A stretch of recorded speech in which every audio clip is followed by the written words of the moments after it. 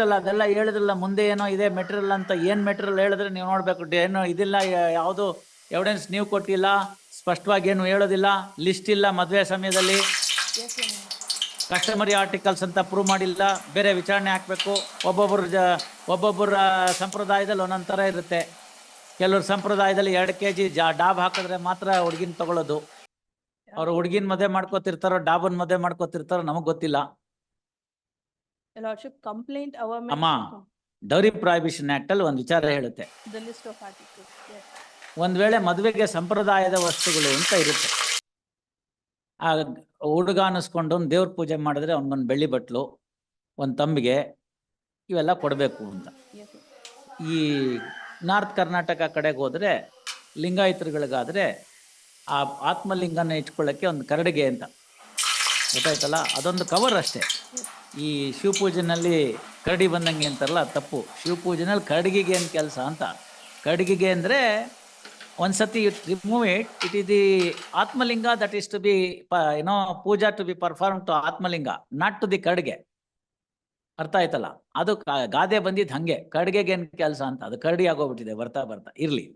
So ಅಲ್ಲಿ ಶಕ್ತಿ ಇದ್ದವರು ಬೆಳ್ಳಿ, ಇನ್ನೂ ಶಕ್ತಿ ಇದ್ದವರು ಚಿನ್ನದಲ್ಲಿ ಮಾಡಿಸ್ಕೊಡ್ತಾರೆ. ಚಿನ್ನದಲ್ಲಾಗಲಿ ಬೆಳ್ಳಿಯಲ್ಲಾಗಲಿ, ಅಷ್ಟಕ್ಕೂ ಶಕ್ತಿ ಇಲ್ಲದಲ್ಲೇ ತಾಮ್ರದಲ್ಲಾಗಲಿ ಮಾಡಿಸಿಕೊಡಬೇಕು ಅಂತಿದೆ. ಗೊತ್ತಾಯ್ತಲ್ಲ? ಅದು ಕಸ್ಟಮರಿ. ಅದನ್ನ ಮಾಡಿ ಅವಾಗ ಯಾವಾಗೋ ಚಿಕ್ಕ ವಯಸ್ಸಿನಲ್ಲಿರುವಾಗ ದೀಕ್ಷೆ ಅಂತ ಕೊಟ್ಟಿದ್ದು, ಜಂಗಮರು ಬಂದು ಎಲ್ಲ ಮಾಡಿದ್ದಿದ್ರೆ ಅದಿದ್ರೆ ಉಂಟು. ಇಲ್ಲದೆ ಹೋಯ್ತು ಅಂತಂದ್ರೆ ಶಿವದಾರ ಅಂತ ಹೆಣ್ಮಕ್ಳಿಗೆ ಹಾಕ್ತಾರೆ. ಗಂಡಸರಿಗಾಯ್ತು ಅಂದ್ರೆ ಇಲ್ಲಿ ಕಟ್ಕೊಡ್ತಾರೆ. ಅವರ ಸಂಪ್ರದಾಯದಲ್ಲಿ ಏನು ಹೇಳಿದ್ದಾರೆ ಅಂತ ಹೇಳಿದ್ರೆ, ಅಂತ ಆತ್ಮಲಿಂಗ ಇಲ್ಲದೆ ಇರತಕ್ಕಂಥ ಹೆಣನ ಜಂಗಮರು ಮೆಟ್ಟು ಆಗಿಲ್ಲ ಅಂತ. ಮುಂದೆ ಮುಗಿಬೇಕಲ್ಲ, ಅವಾಗ ಜಂಗಮರು ಮೆಟ್ಟೋ ಹಾಗಿಲ್ಲ ಅಂತ. ಅದಕ್ಕೋಸ್ಕರ ಮಾಡಿಸ್ಕೊಟ್ಟಿರ್ತಾರೆ. ಅದು ಓಕೆ. ಹೆಣ್ಮಗಳಿಗೆ ಮುತ್ತೈದೆ ಅಂತ ಅದಕ್ಕೋಸ್ಕರ ಒಂದು ಮೂಗ್ಬಿಟ್ಟು, ಒಂದು ವಾಲೆ, ಕೈಗೊಂದು ಬಳೆ, ಒಂದು ಸರ, ಇದೆಲ್ಲ ಹಾಕೋ ಪದ್ಧತಿ. ಇದನ್ನೆಲ್ಲ ಕೊಟ್ಟಿದ್ದಾರೆ ಅಂತಂದ್ರೆ ಕಸ್ಟಮರಿ ಅಂತ ನಾವು ಒಪ್ಕೋಬಹುದು. ಆಯ್ತಲ್ಲ? ಈ ಕ್ಯಾಶ್ ಯಾವ ಕಸ್ಟಮರಿ ಅಂತ ಒಳ್ಳೆ ಚೆನ್ನಾಗಾಯ್ತಲ್ಲ. ಇದೇನು ಆ ಕಾಶಿನಾಥನ್ ಪಿಕ್ಚರ್ ಕೆಟ್ಟೋಯ್ತಾ? ಕೈಲಿ ಹಿಂಗ್ ಹಿಡ್ಕೊಂಡು ಅವಳೇ ನನ್ನ ಹೆಂಡ್ತಿ ಅಂತ ಓಡಾಡಕ್ಕೆ? ಅದೆಲ್ಲ ನಡೆಯಲ್ಲಮ್ಮ. ನಿಮ್ ಸಾಕ್ಷಿ ಏನಂತ ಹೇಳಿದ್ರೆ ಹೇಳಿ. 313 ಸ್ಟೇಟ್ಮೆಂಟ್ ಅಲ್ಲಿ ತಗೊಳ್ಳಿ, ಓದಿ. That too in the revision. ಸ್ವಲ್ಪ ಓದಿ ನೀವು ಏನ್ ಹೇಳಿದ್ದೀರಾ ಅಂತ. ಕೊಟ್ಟಿದ್ದೀವಲ್ಲ ಪ್ರಶ್ನೆ, ಸ್ಪಷ್ಟವಾಗಿ ಕೇಳಿದೀವಲ್ಲ, ಏನು ಉತ್ತರ ಕೊಟ್ಟಿದ್ದೀರಾ ಹೇಳಿ ನೀವು. Madam, it has become A menace. ತಾವು ನೋಡಿ ಸುಪ್ರೀಂ ಕೋರ್ಟ್ ಜಜ್ಮೆಂಟ್ ಆ ಸುವರ್ಣಮನ್ ಕೇಸ್ನಲ್ಲಿ ಏನ್ ಹೇಳ್ತಾರೆ ಅಂತ. 4 ಕಣಿ ಆಸೆಗೆ ಕಟ್ಕೊಂಡು ಹೆಂಡ್ತಿನ ಸುಟ್ಟಾಕ್ತಿರಿ ಅಂತಂದ್ರೆ, ಅಫ್ಕೋರ್ಸ್ ಈ ಕೇಸಲ್ಲಿ ಇನ್ನೂ ಅಂಥದ್ದೆಲ್ಲ ಆಗಿಲ್ಲ. ಅಷ್ಟರಲ್ಲೇ ಅವಳು ತಪ್ಪಿಸ್ಕೊಂಡ್ಬಿಡಿದಾಳೆ. ಅವಳೋಗಿ ಕಂಪ್ಲೇಂಟ್ ಕೊಡ್ತಾಳೆ. ನಿಮ್ಗೂ ಅವ್ರಿಗೂ ಸರಿ ಇಲ್ಲದೆ ಇದ್ರೆ ಹೊರಗಡೆ ಕೂತ್ಕೊಂಡು ಹೊಂದಾಣಿಕೆ ಮಾಡ್ಕೊಂಡು ಫ್ಯಾಮಿಲಿ ಕೋರ್ಟ್ಗೆ ಹೋಗಿ ರೈಟ್ ರಾಯಲ್ ಆಗಿ ನೀವೇನು ಕೊಟ್ಟಿದ್ದೀರ ಅದನ್ನ ವಾಪಸ್ ಕೊಟ್ಬಿಡ್ತೀವಿ, ನಿಮ್ಗೂ ಏನೋ ಒಂದಷ್ಟು ಕೊಡ್ತೀವಿ ಅಂತೇಳಿ ಮಾಡ್ಕೊಂಡಿದ್ರೆ ಪರವಾಗಿರ್ತಿಲ್ಲ. ನೀವು ಅದು ಮಾಡಲಿಲ್ಲ. ಅದರ 4ರಷ್ಟು ಖರ್ಚಾಗ್ಲಿ ನಾನು ಕ್ರಿಮಿನಲ್ ಕೇಸಲ್ಲೇ ನಡೆಸ್ತೀನಿ ಅಂದ್ರಿ. ಇವಾಗ ಆಗಿದೆ ಪರಿಸ್ಥಿತಿ, ಜೈಲ್ಗೆ ಹೋಗುವಂಥದ್ದು. ಕೊಡಮ್ಮ, ಬೇಕು ಕೊಡಮ್ಮ. ರೆಕಾರ್ಡ್ಸ್ ಕೊಡು. 313 ಸ್ಟೇಟ್ಮೆಂಟ್ ತೆಗಿ ಬೇಗ. ಒಂದ್ಸತಿ ಅದನ್ನ ಪಾಯಿಂಟ್ ಔಟ್ ಮಾಡಿ ತೋರಿಸ್ಬೋಣ. ತೋರಿಸ್ಬಿಟ್ಮೇಲೆ ಅಭಿನಯ ಅವ್ರು ಬೇಕಾದ್ದೇಳಿ ನಾವು ಕೇಳೋಣ. ನೋಡಿ, ಇಲ್ಲೇನು ಲಾಸ್ಟ್ ಕ್ವಶನ್ ಕೇಳಿದೆ, ನಿಮ್ಗೇನಾದ್ರು ಹೇಳಕ್ಕಿದ್ಯಾ ಅಂತ. ನಿಮಿಷ, ನೀವು ಅದನ್ನು ಓದಿದ್ರೆ ಗೊತ್ತಾಗುತ್ತೆ. 314 is your written arguments. That is not what is required. 314 is the written argument. That is the brain of the lawyer. Brain of the accused ಏನ್ ಹೇಳಿದ್ದಾರೆ?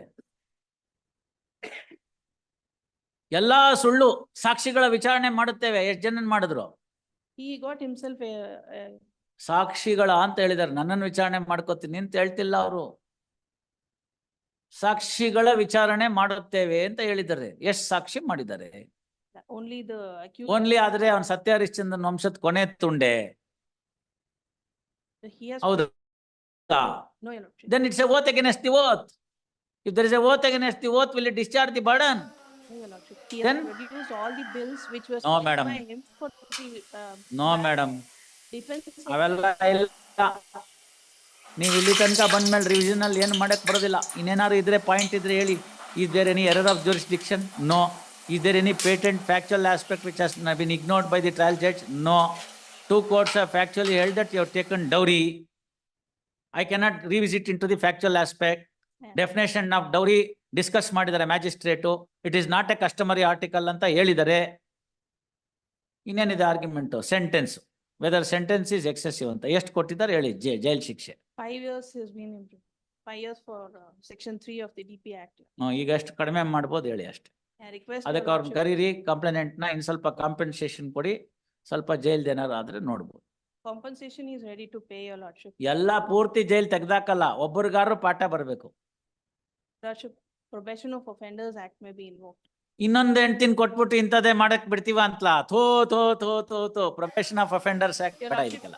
I have to show his bona fides. He has filed the restitution of conjugal rights, wherein the wife of the petitioner Amma. appeared.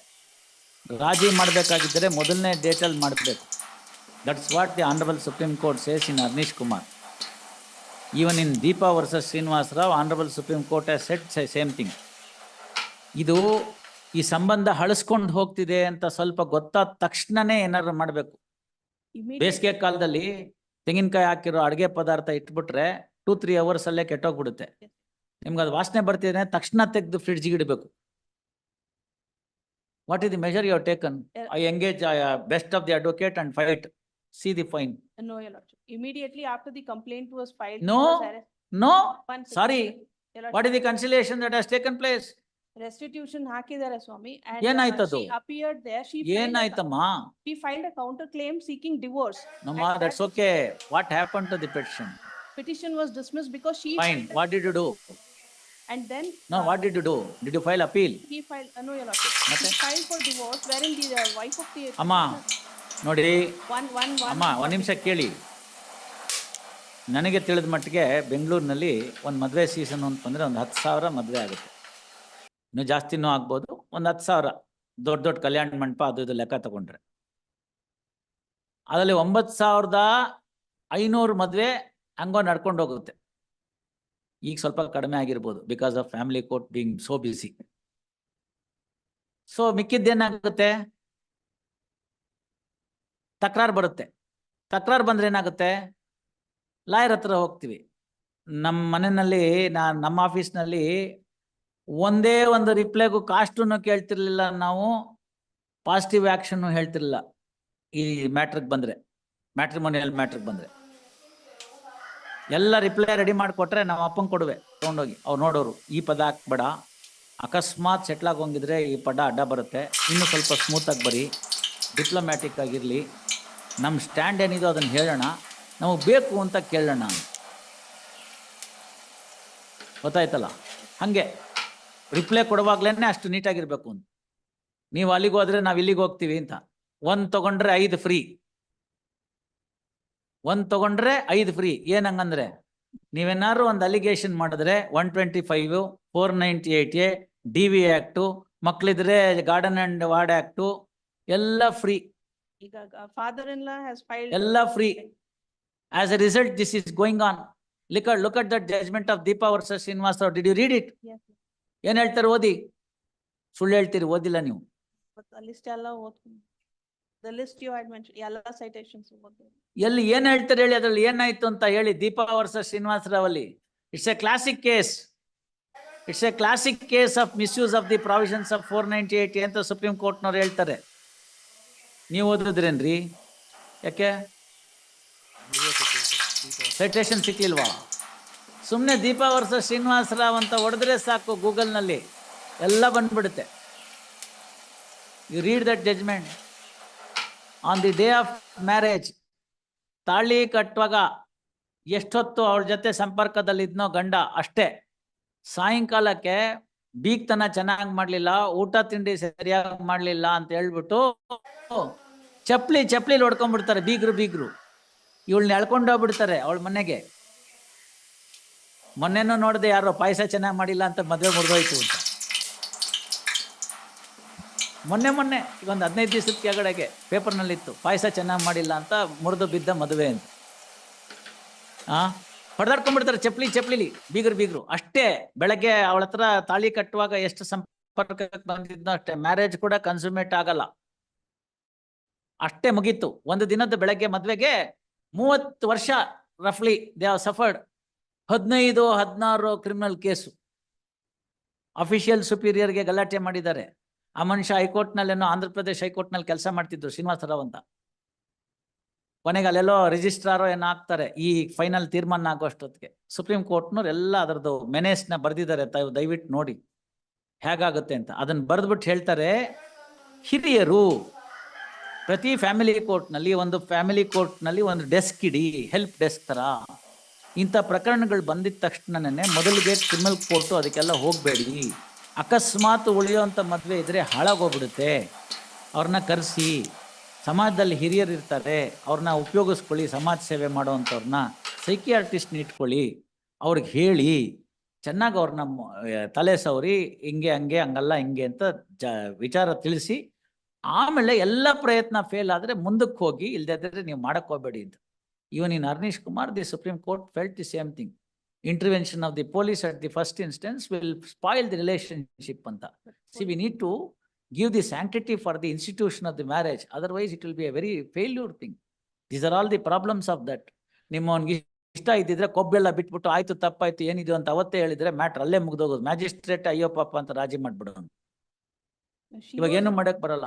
You keep the complainant present, we will see whether we can do something. You keep the complainant present. When do you keep her present? ಈಗೇನು divorce ಆಯ್ತೋ ಇಲ್ವೋ? Divorce is granted, she has not appeared. Ex parte divorce ಆಗಿದೆ on the ground of ನೀವು ಹಿಂಗ್ ಹೊಡೆದ್ರೆ ಇನ್ನೇನ್ ಮಾಡ್ತಾರೆ?